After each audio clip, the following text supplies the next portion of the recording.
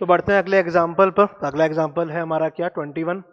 Predict the effect of A tenfold increase in pressure on the equilibrium composition of the reaction. भाई pressure में 10 times हम यदि increase करते हैं तो उससे आपका के एक्स पे क्या आपका फर्क पड़ेगा वो हमसे पूछा जा रहा है।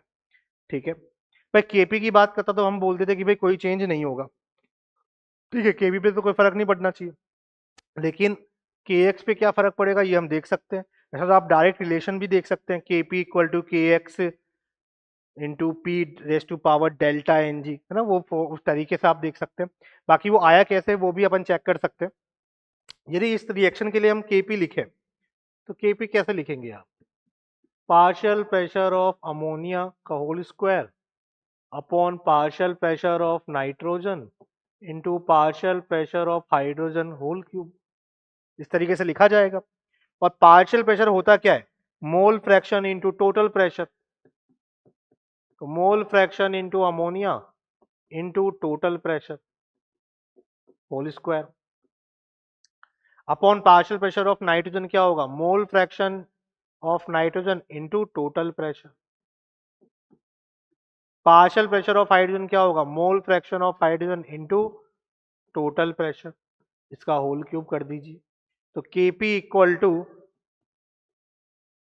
मोल फ्रैक्शन ऑफ अमोनिया का whole square upon mole fraction of nitrogen into mole fraction of hydrogen का होल क्यूब इंटू, यदि हम बात करें क्या हो जाएगा ये 1 अपॉन ये टोटल प्रेशर का होल स्क्वायर है, नीचे क्या हो जाएगा? टोटल प्रेशर का रेस टू पावर 4, तो नीचे क्या बचेगा?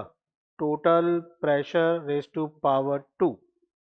और यदि हम इसको देखें तो ये एक तरीके से हमने इस रिएक्शन को लिखा है in terms of mole fraction, यानी ये एक तरीके से क्या आ गया हमारे पास? Kp equal to K X upon total pressure raise to power 2।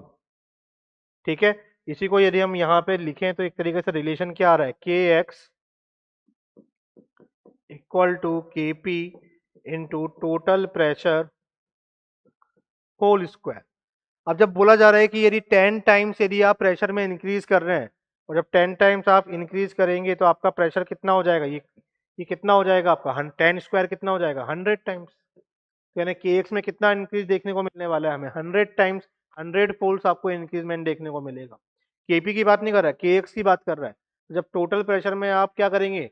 10 times increase करेंगे तो आपका जो मोल फ्रैक्शन, आपका जो इक्विलिब्रियम कांस्टेंट है in terms of mole fraction, वो क्या हो जाएगा आपका? 100 टाइम्स इंक्रीज हो जाएगा। तो ये आपका क्वेश्चन नंबर 21 है। ये एक एक्सप्रेशन है जो कि बेसिकली केपी और के एक्स के बीच में हमने लिखा है। ठीक है, तो ये अपन देख सकते हैं।